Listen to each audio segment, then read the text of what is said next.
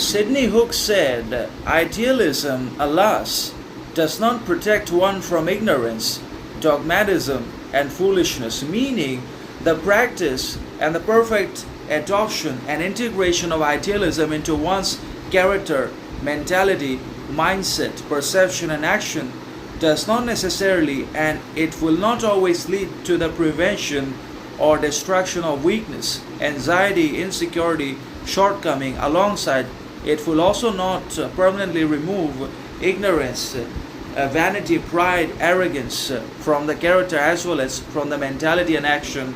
And idealism will also not lead to the removal or total elimination of dogmatism and foolishness from our behavior, character, mentality that again plague and infect our actions and relationships in one way or another. And that means our idealism may have integrity, morality, character about itself. Alongside, it may also have clarity, authenticity, purpose, and sovereignty. But still, having idealism or being able to develop solid idealism does not necessarily make us immune to ignorance or to weakness, anxiety, shortcoming, etc.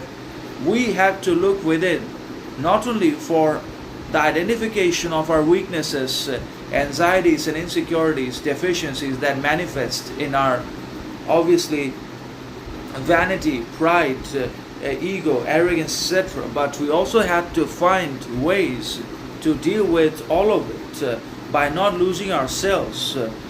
So that's how it works. And idealism, despite its perfection of ideas, does not remove the primal and principal problems of the human character, such as ignorance, that again manifests itself in pride, vanity, ego, arrogance, as I mentioned earlier. And also, we will continue to believe in ideas that have no basis or foundation to themselves whatsoever, and ideas that are neither rational nor reasonable or wise. And that means we will believe in dogmatism despite our idealism, and we will also behave foolishly and continue with our foolish behavior and foolishness and other sorts of nonsensical attitudes and absurd ways of